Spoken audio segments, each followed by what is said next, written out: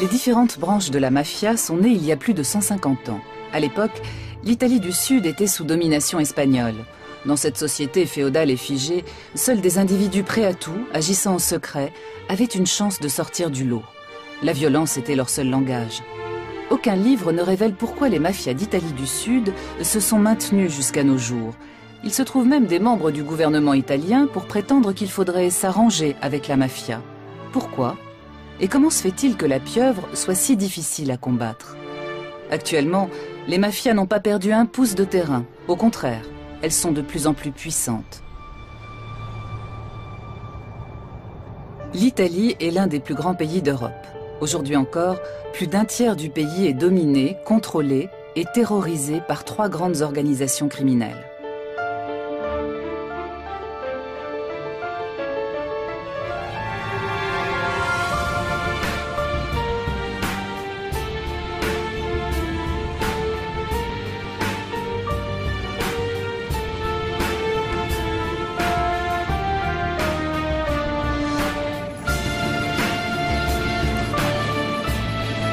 L'aéroport de Palerme porte le nom de 2 juges assassinés par la mafia.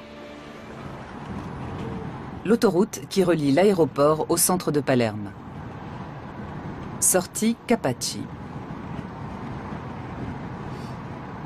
C'est là que Giovanni Falcone, sa femme et 3 membres de leur escorte trouvent la mort le 23 mai 1992 dans l'explosion d'une demi-tonne de dynamite.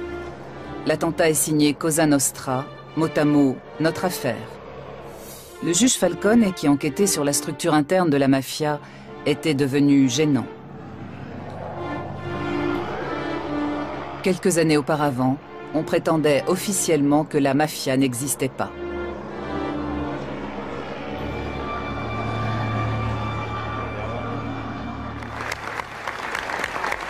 Au palais de justice de Palerme, on rend un dernier hommage aux victimes du massacre de Capaci.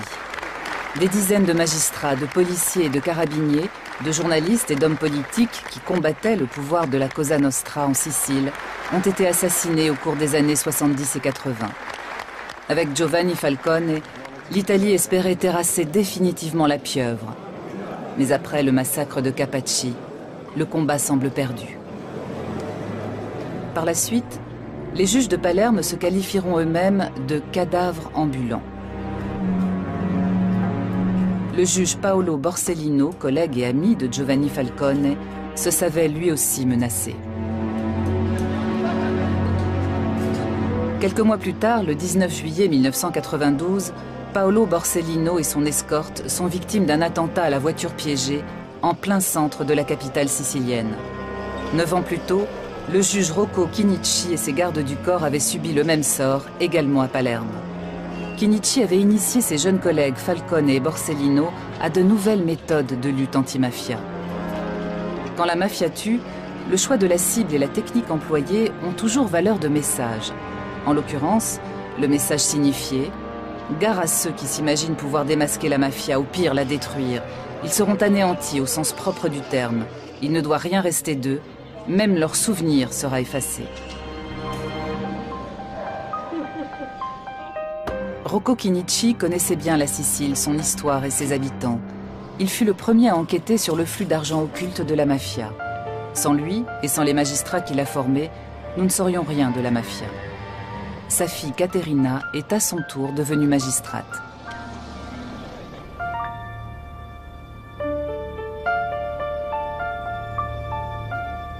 Si era reso conto che c'era Il avait constaté l'existence d'une stratégie commune aux terribles homicides de ces années-là. Il s'était rendu compte que la mafia avait infiltré les divers secteurs de la société, comme par exemple les administrations, le monde politique, les institutions. Il avait bien compris que la mafia n'était pas seulement une organisation criminelle, mais également, hélas, une culture.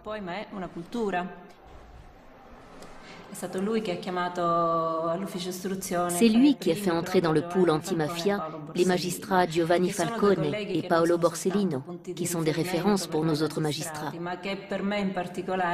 Pour moi, c'était des collègues, mais aussi des amis.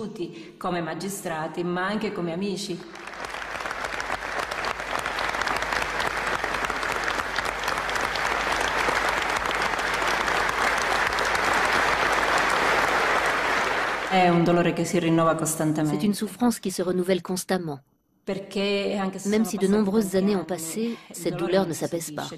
Elle devient peut-être plus intime, plus dissimulée, mais elle est toujours très forte.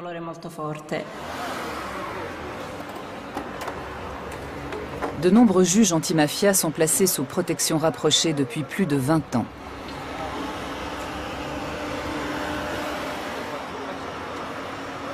Tout comme leur famille, jour et nuit. Quand ils étaient étudiants en droit, ils étaient loin d'imaginer cela. À l'époque, entre 1975 et 1982-83, il était difficile de comprendre ce qui se passait à Palerme.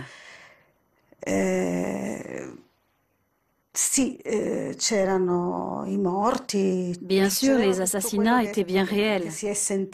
Il arrivait tout ce que nous savons, mais on n'y comprenait rien, car la mafia était secrète. La mafia était juste derrière nous. Elle nous suivait de près, mais nous, on ne la voyait pas. Giovanni Falcone avait réussi à obtenir les aveux d'un boss de la mafia. Mais les déclarations du témoin principal n'avaient pas suffi à traîner l'organisation secrète devant les tribunaux. Il nous manquait une législation adaptée qui prenne en compte le phénomène mafieux. De plus, il existait cette collusion entre la mafia et une partie du monde politique, mais aussi de la magistrature, du barreau, des professions libérales au niveau local et quelquefois national.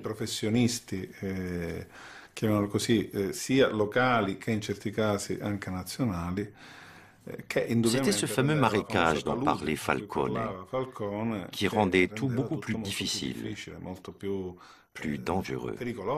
Le député Pio La Torre est assassiné en 1982. Avant sa mort, il avait déposé un projet de loi permettant de poursuivre toute personne ayant des liens avec la mafia et de confisquer les biens des mafieux condamnés. La loi n'entrera en vigueur qu'après le double meurtre du préfet de Palerme, le général Dalla Chiesa, et de sa jeune épouse.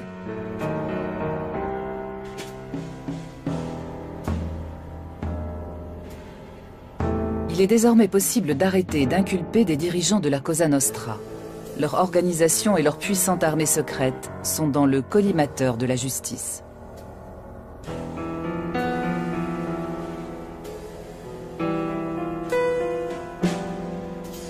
À la prison de Palerme, on construit une salle d'audience blindée, conçue pour résister à des tirs de roquettes.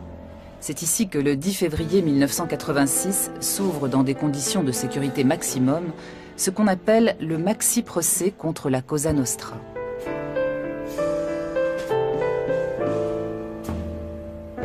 Plus de 400 chefs et membres de la mafia sont inculpés par les juges Falcone et Borsellino. Chefs d'entreprise influents, fonctionnaires, directeurs de banque et politiciens locaux côtoient des serveurs ou des mécaniciens. Ces derniers sont en réalité des tueurs professionnels. Toutes les tentatives de sabotage du procès échouent. Contre toute attente, le tribunal ne se laisse pas intimider.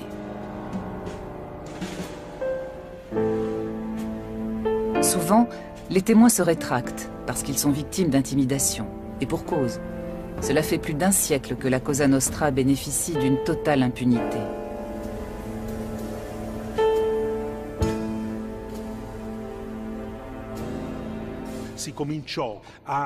Le bruit commençait à courir que cela ne servait à rien, que ça ne faisait que nuire aux Siciliens et à leur image dans le monde. C'était une tentative pour affaiblir le procès. Je crois que je ne suis pas le seul à ne pas avoir dormi la nuit précédente, en partie à cause de l'immense responsabilité de devoir relater le procès des procès. Dès le deuxième jour, nous avons réalisé que nous assistions à un événement historique. Le procès se conclut par des condamnations à des peines maximales. Falcone et Borsellino ont porté à la Cosa Nostra le coup le plus sévère de son histoire. L'arrêt, rendu au mois de décembre 1987, révèle une chose sensationnelle. La mafia existe, c'est une organisation pyramidale dont les dirigeants ont des relations avec la politique. Et ce n'est pas tout. Alors que jusqu'ici, de nombreux jugements avaient été annulés pour de prétendus vices de procédure, la Cour suprême de Rome confirme les verdicts en 1992. L'événement marque un tournant décisif dans l'histoire de l'Italie d'après-guerre.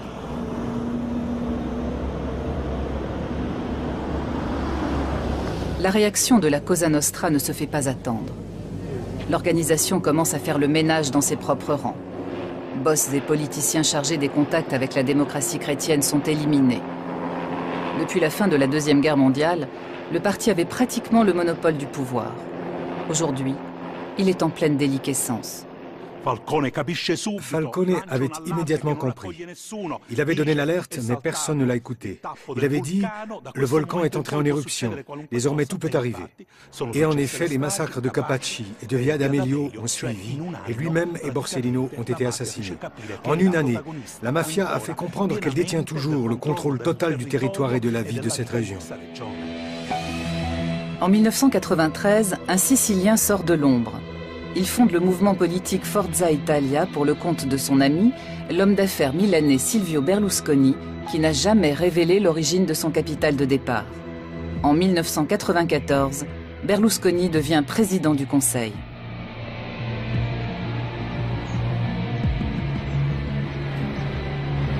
Le siège de la Direction nationale antimafia à Rome est placé sous haute surveillance. L'histoire de la mafia en Italie ne se résume pas à la lutte contre la mafia, mais aussi à la cohabitation avec elle. Une cohabitation faite de négociations et de dialogues qui s'est déroulée parallèlement à la lutte. Comme s'il y avait un état double qui d'un côté combat et de l'autre dialogue et cohabite. Mai 2009. Dans la salle d'audience du maxi procès de Palerme, on commémore les attentats perpétrés contre Falcone et Borsellino. Des lycéens engagés dans le mouvement anti-mafia, des familles de victimes, de hauts représentants de l'État participent à la manifestation. Beaucoup de beaux discours et beaucoup de non-dits.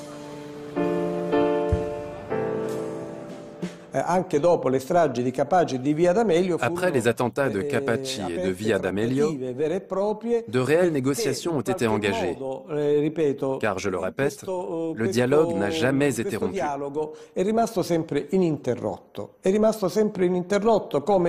C'est comme si les massacres, les épisodes les plus sanglants, ne représentaient pas seulement une lutte subversive de la mafia contre l'État, mais surtout un rappel à l'État pour qu'il respecte les pactes.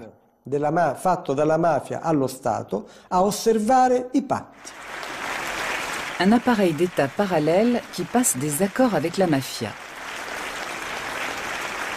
Que signifie cette allusion ?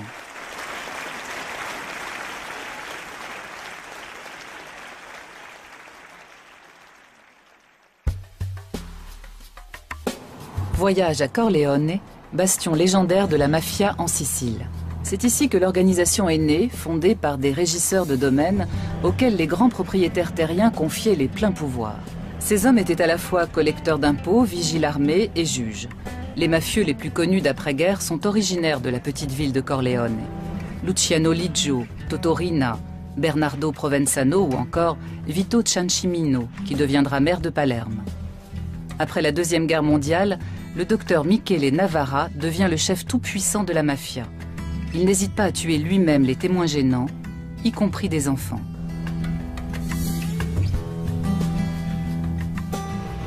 Mais il s'oppose à la jeune génération du clan de Corleone qui veut faire main basse sur Palerme en s'attaquant à l'aristocratie mafieuse.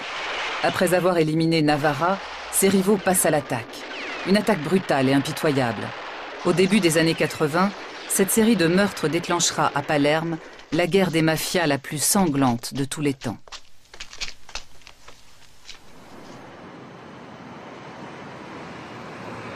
Mais les mafieux de Corleone sont vaincus par l'État et grâce aux confessions de chefs repentis de la Cosa Nostra de Palerme.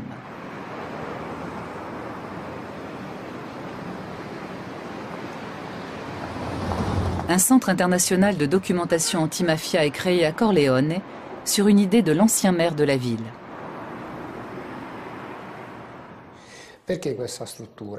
Pourquoi ce centre? Pour se souvenir qu'à Corleone, il y a eu la mafia la plus puissante, la plus féroce et la plus enracinée du monde occidental.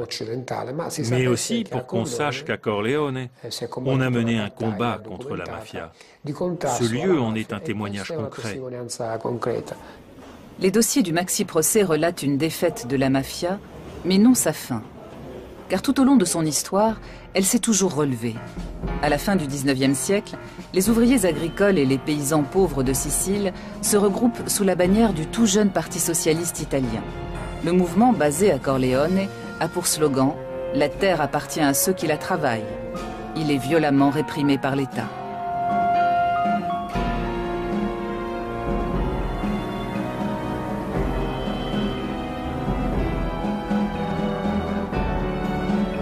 Les mafiosi reprennent dès lors leur rôle de gardiens de l'ordre au service des nobles et des grands propriétaires terriens. En 1915, ils assassinent sur ordre de leur patron, Bernardino Vero, le maire socialiste de Corleone.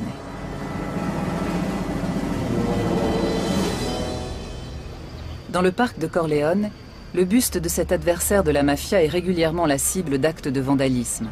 Quelquefois même, il est volé. Il a fallu réinstaller la statue à plusieurs reprises. Elle a été plusieurs fois l'objet de vandalisme, parce que le personnage et l'œuvre de Bernardino Vero dérangent aujourd'hui encore la mafia de Corleone, qui est la plus ancienne mafia du fief.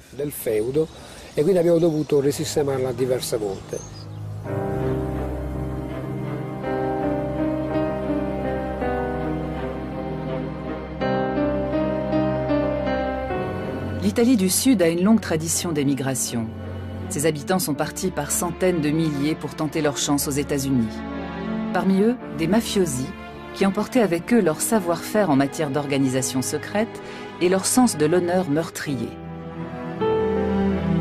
Ils noyautent les associations d'immigrés italiens et dominent rapidement les gangs issus des immigrations irlandaises et juives. La mafia cherche toujours la proximité du pouvoir. Lors des élections, les mafiosi monnaient les voix de leurs compatriotes et prennent rapidement de l'influence dans la politique intérieure américaine. Et comme au pays, ils continuent de racketter les membres de leur communauté en échange de leur protection. L'opinion publique américaine rejette ces immigrés criminels. Pendant ce temps, un silence trompeur règne à Palerme.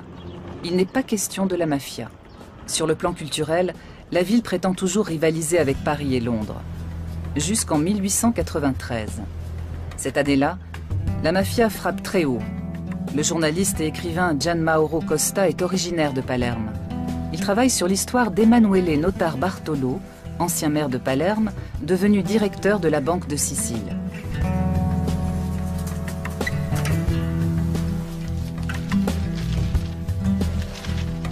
Le 1er février 1893, deux hommes assassinent Notar Bartolo dans un compartiment de train. Notar Bartolo avait découvert que des mafiosi et des notables volaient la Banque de Sicile. De plus, il souhaitait accorder des crédits aux ouvriers et aux petits paysans désireux d'acheter des terres. Deux bonnes raisons de l'éliminer. Après l'assassinat de Notar Bartolo, le mot mafia fait le tour de l'Italie pour la première fois. Gian Mauro Costa a découvert dans les archives de sa famille une correspondance. Une jeune parente, partie rejoindre son mari à Milan en 1901, suit le procès des commanditaires du meurtre de Notar Bartolo. À Palerme, la tante de la jeune femme rejette l'idée que la haute société sicilienne peut avoir des liens avec cette obscure mafia. Pour elle, il s'agit d'une rumeur malveillante propagée par les Italiens du Nord. Elle écrit « Nous, les gens du Sud, serions tous des criminels arriérés et incultes, sous prétexte que nous restons attachés à notre foi et que nous défendons la dignité et la grandeur de nos hommes. Ce Nord sans foi ni loi se croit-il tout permis ?» « Mon Dieu, répond la nièce, c'est de justice qu'il s'agit. » De lettre en lettre, le ton monte. Le conflit Nord-Sud divise la famille. En 1904, le commanditaire du meurtre de Notar Bartolo, un homme politique sicilien lié à la mafia, est acquitté. La Sicile est en liesse. Le 12 mars 1909, un homme est abattu sur la Piazza Marina à Palerme. La victime, Joe Petrosino, est un policier américain originaire d'Italie du Sud. À New York, il a combattu la branche américaine de la Cosa Nostra. Selon Gian Mauro Costa, il voulait également démasquer l'organisation sur sa terre d'origine, la Sicile. Mais Petrosino sous-estime la mafia. Bien qu'il séjourne à Palerme incognito, l'organisation le localise et l'attire dans un piège mortel. Après l'assassinat d'Emanuele Notar Bartolo, la mort de Petrosino est la preuve de l'existence de la mafia. Mais il vaut mieux ne pas en parler.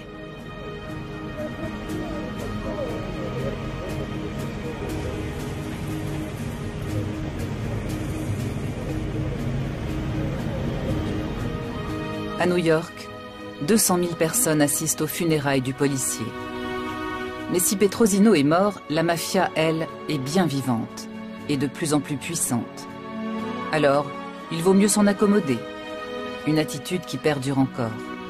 Les crimes de la mafia ont longtemps été classés dans la catégorie délinquance de bandes organisées.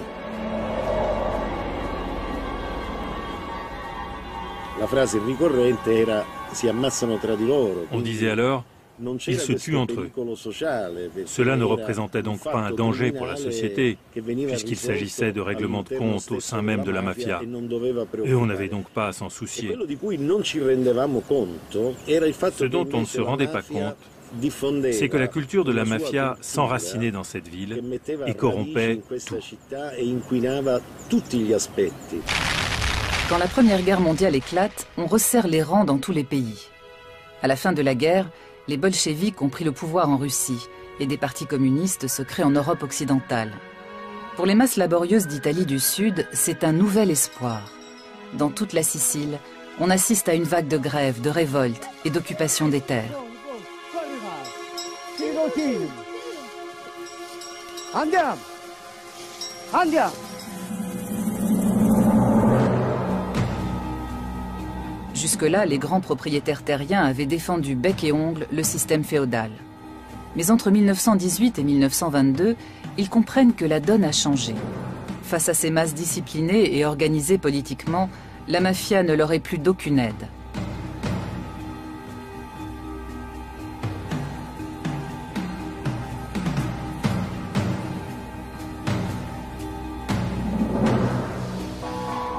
La dictature fasciste de Benito Mussolini met alors brutalement fin à toute forme de mouvement social. Le Duce ne supporte pas l'idée d'une Italie sous-développée. Il entreprend une modernisation radicale de l'Italie du Sud pour prouver la supériorité de son système. Il fait mécaniser des fermes, construire des cités modèles et ouvrir des écoles de prestige. Cependant, Mussolini ne touche pas au pouvoir des grands propriétaires terriens de Sicile. Quant à la mafia, il ne tient pas compte de son existence. Quand Mussolini s'est rendu en Sicile pour la première fois, il est arrivé escorté par les gendarmes et la police, comme c'est la règle pour les visites d'État. Un mafieux lui dit alors « Excellence, en Sicile, vous n'aviez pas besoin d'amener gendarmes et policiers, nous nous serions chargés de tout. » Cet épisode a heurté la susceptibilité de Mussolini, qui était convaincu, avec raison, d'être le seul à commander l'Italie. Il n'admettait pas l'existence d'une autre autorité. De retour à Rome, il a décidé de faire la guerre aux mafieux. le Duce envoie le préfet Cesare Mori en Sicile et lui donne les pleins pouvoirs.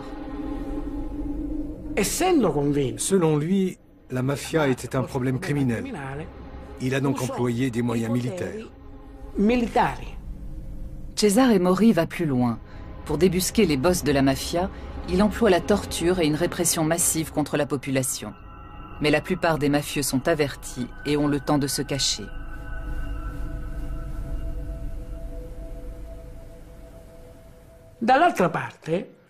En observant la situation sicilienne, Mori comprend que les mafieux ne sont pas que des gardes privés ou des hommes de main, mais qu'ils portent la chemise noire et qu'ils sont donc fascistes eux aussi.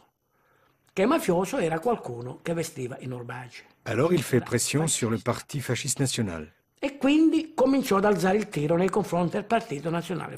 Suite à cela, il est rappelé à Rome et nommé sénateur. Le régime ne parle plus de mafia et la mafia continue d'exister pendant la période fasciste.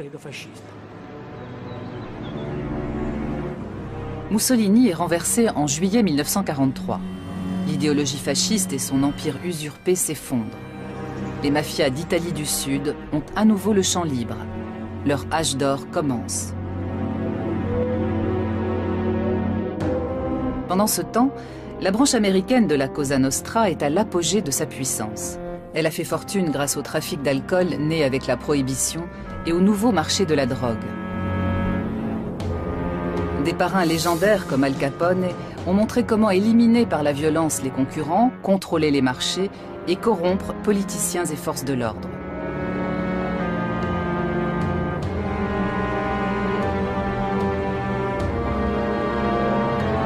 L'un de ses parrains survit miraculeusement à un règlement de compte. Cette chance lui vaudra le surnom de Lucky Luciano.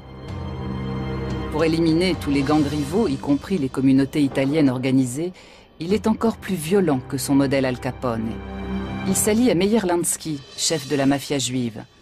Avec des complicités de toutes origines, ils mettent la main sur les activités illicites les plus rentables du pays.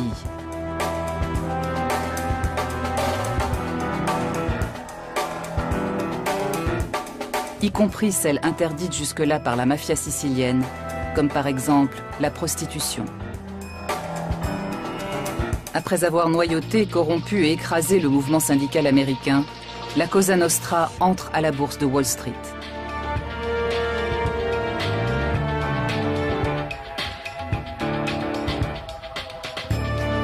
Pour les masses qui se retrouvent au chômage après la crise de 29, elle est l'un des seuls employeurs encore solvables. Dans ce contexte, l'État américain charge la mafia de mettre fin à des actes de sabotage dans le port de New York. Pour finir, les services secrets de la marine américaine contactent Lucky Luciano, alors condamné à une longue peine de prison.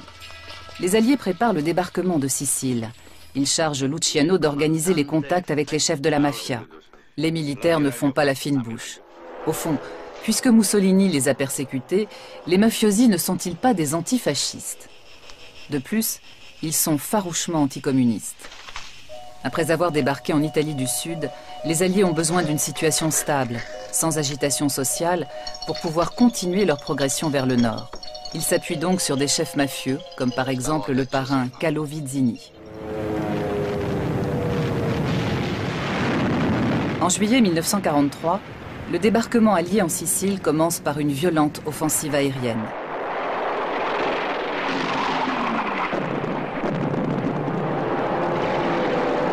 Puis, les Alliés entament l'une des opérations les plus secrètes de la fin de la Deuxième Guerre mondiale. Juste après le débarquement, des officiers américains invitent des représentants de la mafia sur la passerelle de commandement de leur navire. La mafia savoure son triomphe. À terre, les Alliés sont accueillis par une foule en liesse. Et pour cause, de nombreux GI sont des descendants d'immigrés siciliens. La fraternisation entre Siciliens et Américains est immédiate et durable. Elle se prolonge jusqu'à nos jours.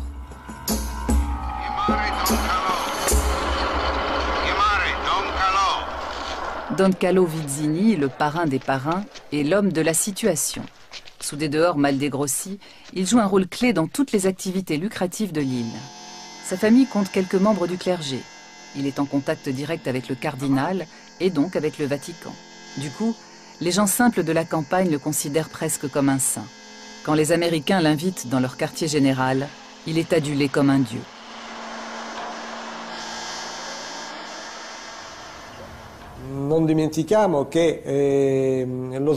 N'oublions pas que le débarquement en Sicile s'est déroulé avec l'aide massive de personnages mafieux auxquels on a même confié des charges politiques. Ils ont été nommés maires de certaines municipalités et ont obtenu ainsi une sorte de légitimité. Mr. Giancarlo Vizzini, è con piacere che il militare comando vi nomina sindaco di Villalba.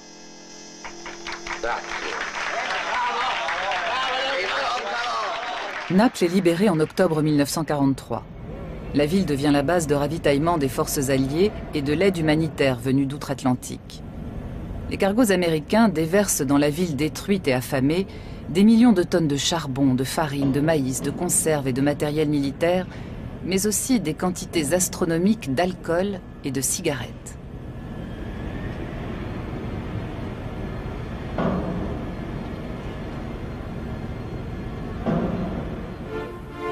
L'avocat américain Charles Poletti, issu d'une famille de la région, est nommé gouverneur militaire de l'Italie du Sud occupée. Comme d'autres militaires haut placés, il s'enrichit grâce au marché noir des cigarettes américaines. Les Américains disposaient de plus de denrées, de cigarettes, de nourriture qu'ils n'en consommaient. Et les Napolitains sortaient de la guerre, appauvris et sans ressources. Les surplus américains étaient vendus au marché noir aux contrebandiers.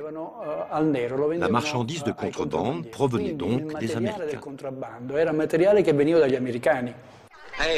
On assiste à des carrières étonnantes.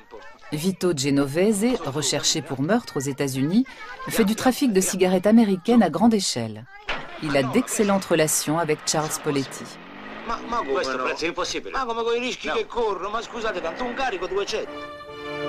Un autre gros bonnet de la mafia américaine va s'établir à Naples, où il devient un homme d'affaires respecté, Lucky Luciano. Il modernise les mafias d'Italie du Sud sur le modèle américain. Pour certaines raisons sociales, la contrebande était tolérée. La vente des cigarettes s'effectuait jusque sous les murs de la préfecture. On voyait des policiers qui allaient acheter des cigarettes de contrebande. Il ne semblait pas y avoir de mal à cela. Au point que quand la répression a commencé à Naples et que les canaux à moteur qui servaient à la contrebande ont été saisis, les gens se sont mis en grève et ont manifesté. À Naples, la mafia fait des affaires florissantes. En Sicile, elle cherche à s'établir sur le terrain politique. Juste après la guerre, les partis communistes et socialistes mobilisent de plus en plus de monde en faveur de la réforme agraire, nécessaire depuis longtemps. Ils réclament en plus l'abolition de la monarchie au profit d'un État républicain. La plupart des barons locaux et des grands propriétaires terriens redoutent l'avènement d'une république populaire de type socialiste. Une nouvelle fois, la mafia est mise à contribution pour contrer la gauche et les syndicats. Mais la violence à elle seule ne suffit plus à contenir les revendications de réforme.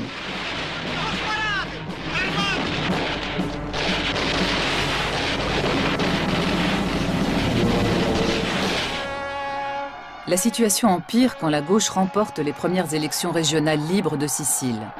Le 1er mai 1947, une fête populaire est organisée dans la vallée de Portella della Ginestra, dans l'arrière-pays sicilien.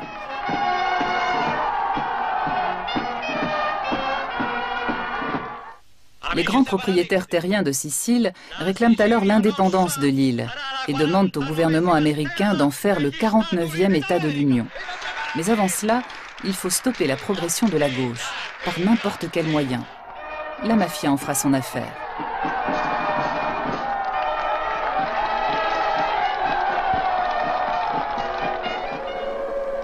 Elle contacte Salvatore Giuliano, jeune chef charismatique d'une bande de malfaiteurs comme il y en a tant à l'époque. Il est chargé de donner une leçon à la gauche et à ses électeurs siciliens. Un bain de sang rendra ses dirigeants plus dociles et fera passer à la population l'envie de suivre ses mots d'ordre. Les auteurs du massacre du 1er mai 1947 tirent sur des femmes et des enfants. Ils ne seront jamais identifiés avec certitude. Jusqu'à nos jours, l'affaire demeure un secret d'État.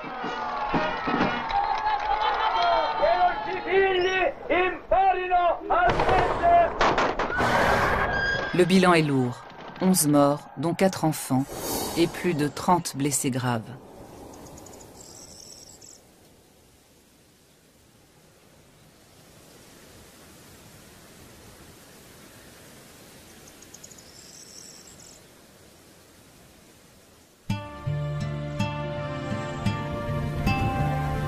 Après le massacre, Salvatore Giuliano et son bras droit seront liquidés. Tous les indices permettant de remonter jusqu'à la mafia, à des commanditaires ou des complices, ont disparu. Aujourd'hui encore, les survivants demandent en vain pourquoi l'Italie refuse obstinément de faire toute la lumière sur ce crime.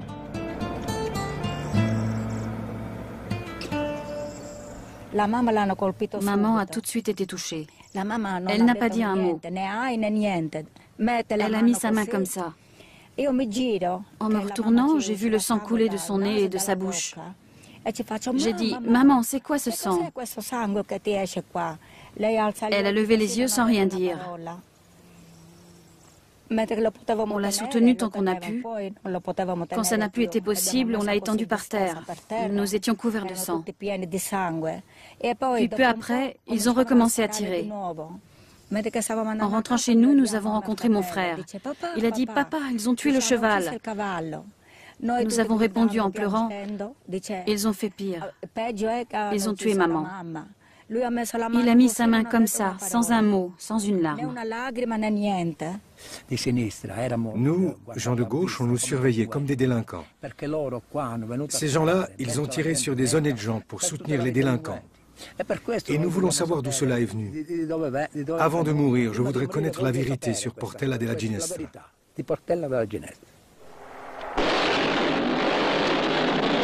Après le massacre, les attentats contre les partis et les syndicats de gauche continuent. Des dizaines de permanents sont assassinés ou disparaissent sans laisser de traces.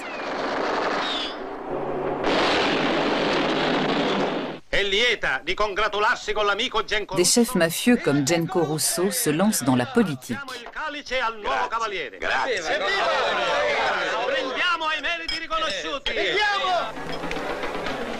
Don Carlo Vizzini est traité en chef d'État par les cardinaux. Dès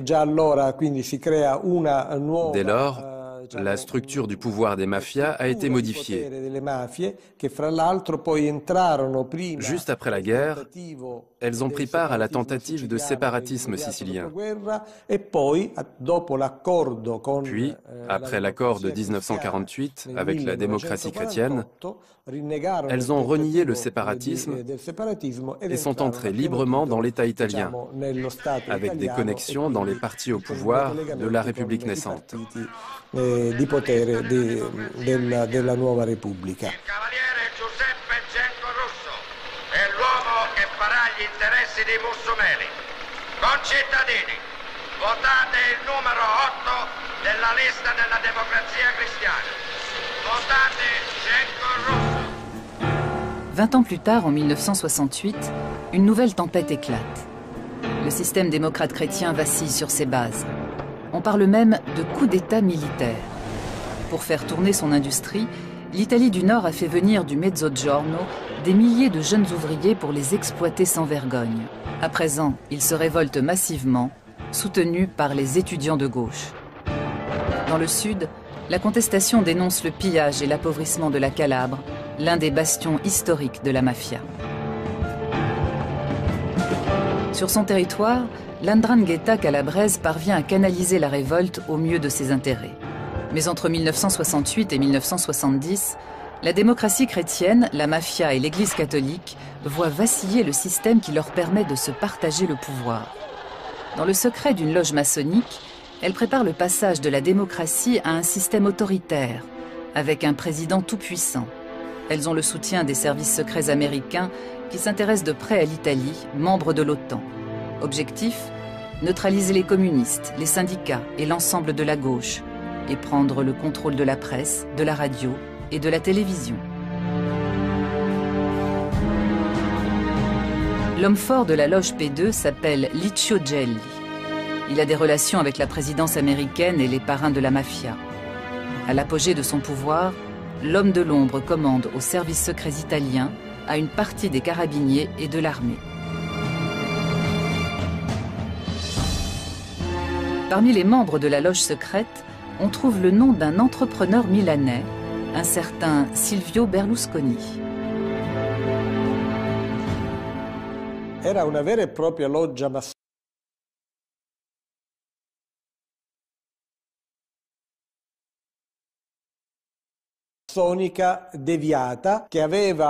C'était une vraie loge maçonnique, dont les membres étaient représentants des services publics, de la magistrature et des forces de l'ordre.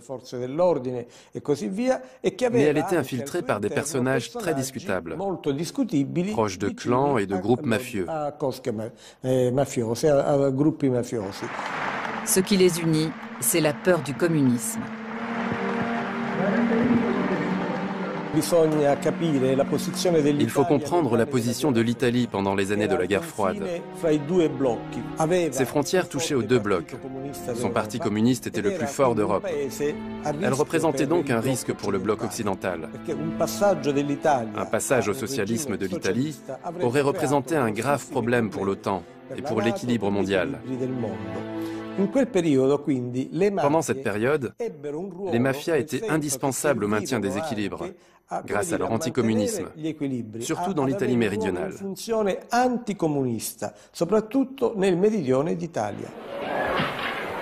Elles sont alors mises au service d'une terrible stratégie secrète.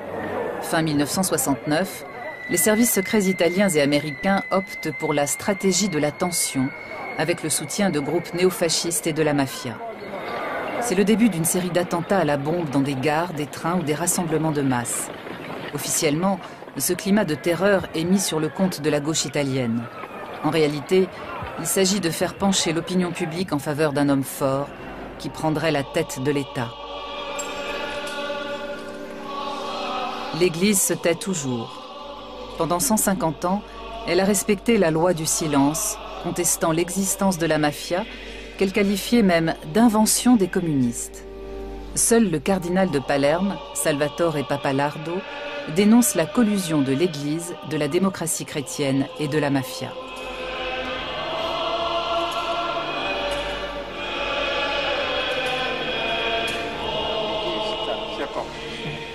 S'il est un homme politique qui nie toute implication, c'est Giulio Andreotti.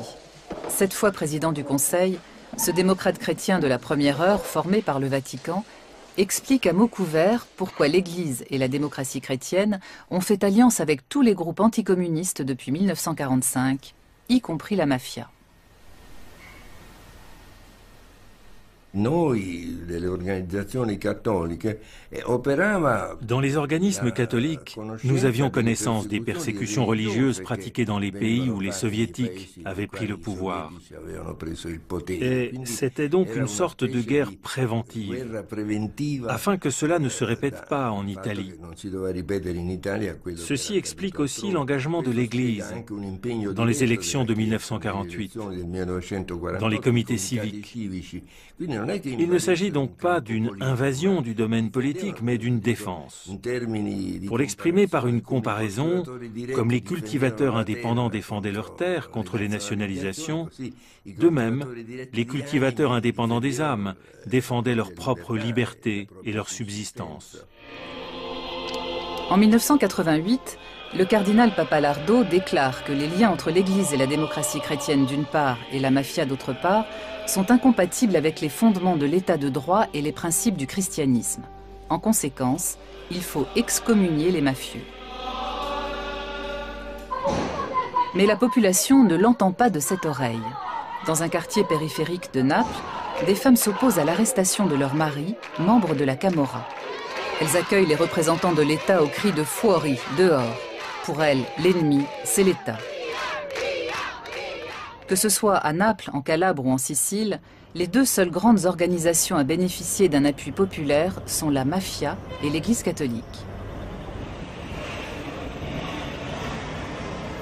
Sans réelle perspective d'avenir, les générations qui grandissent dans ces régions misent de plus en plus sur le trafic de drogue auquel se livrent leurs familles et leurs clans, acceptant ainsi de vivre dans la clandestinité, d'aller en prison ou d'être assassinés dans la fleur de l'âge. Comme à Duisbourg, en Allemagne, où de jeunes Italiens sont tués par l'Ndrangheta en août 2007.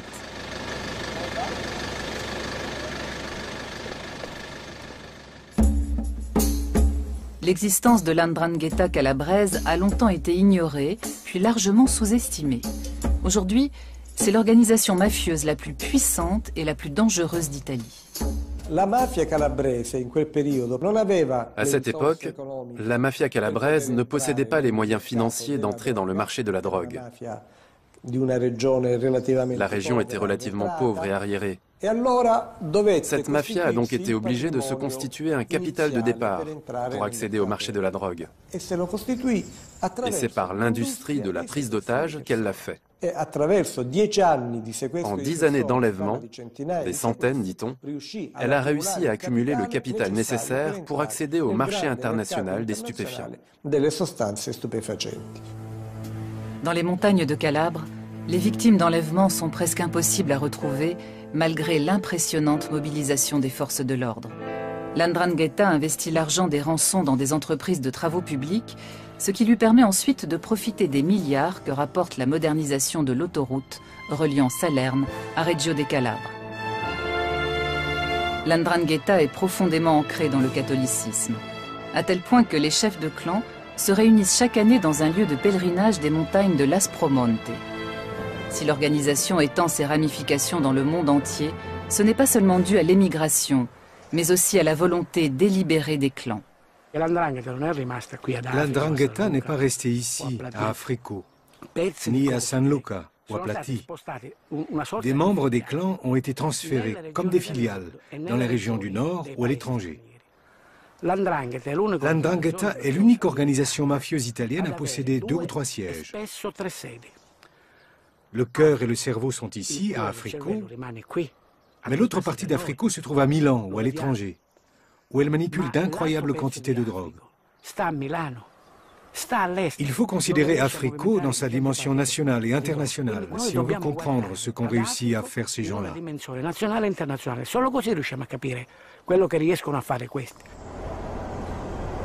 Les choses ne changeront-elles jamais? En Italie, la résistance contre le système mafieux s'organise, mais les résultats sont encore maigres. Ici, on peut lire « La mafia souille la Sicile ». C'est ce qu'on dit. C'est écrit sur l'affiche. Je n'ai pas encore lu cette affiche. C'est ce qui est écrit, c'est vrai ou non? Non, non. Sans la présence aussi importante de la mafia, votre vie serait-elle meilleure ou pire? Pire, à mon avis.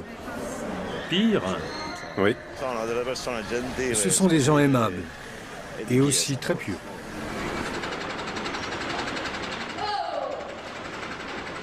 Avec un chômage avoisinant les 70%, des centaines de milliers de personnes ne peuvent compter que sur les revenus du trafic de drogue et d'autres activités illégales.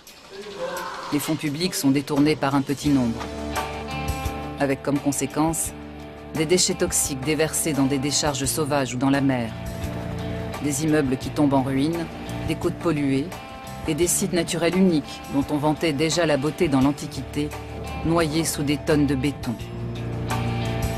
Ceux qui aspirent à une vie indépendante et tentent de s'affranchir de ce système criminel sont victimes de représailles. Dans ces conditions, toute évolution de la société est impossible. Tout espoir d'amélioration demeure lettre morte. Exemple, cette clinique de luxe servant à blanchir de l'argent sale. Construite par des hommes de paille avec de l'argent mafieux, elle a été saisie par la justice. Elle était censée attirer de riches patients, mais aussi encaisser des subventions permettant de financer des soins coûteux.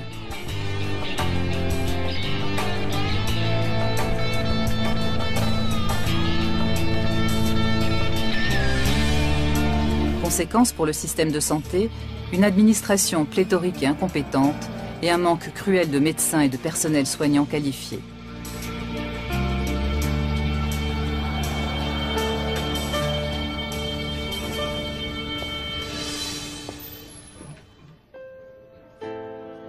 Résultat, des services entiers doivent être fermés dans les hôpitaux.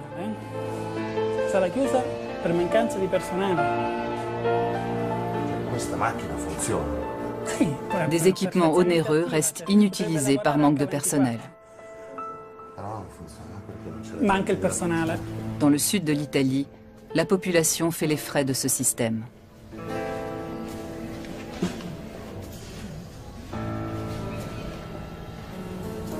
À la direction de la lutte anti-mafia, on ne se fait pas d'illusions.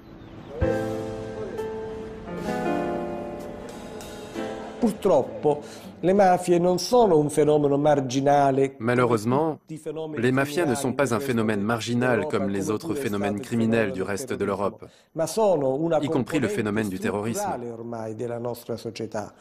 Elles sont désormais une composante structurelle de notre société, une composante indispensable même, puisqu'elles sont l'interlocuteur nécessaire pour toutes les politiques menées par l'État en Italie du Sud.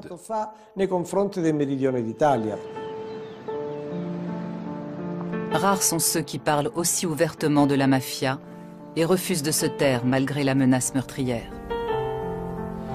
En Italie et en Europe, la majorité préfère se voiler la face et ignorer les rares voix qui s'élèvent. Pourtant, ce sont elles qui ont permis de comprendre le fonctionnement des mafias et de balayer l'idée qu'il s'agissait uniquement de crimes organisés. L'État mafieux est une réalité qui gangrène la société. Il est potentiellement aussi dangereux que n'importe quel système totalitaire. Mais il se cache et se camoufle pour essayer de faire oublier qu'il a des milliers de victimes sur la conscience. Pour les témoins que nous avons rencontrés, la mafia n'est pas seulement la survivance d'un folklore archaïque limité à des zones sous-développées d'Italie du Sud. Ce film leur est dédié. À eux et aux millions de personnes qui subissent le pouvoir des mafias et dont le nombre pourrait encore augmenter en Italie du Sud comme partout ailleurs.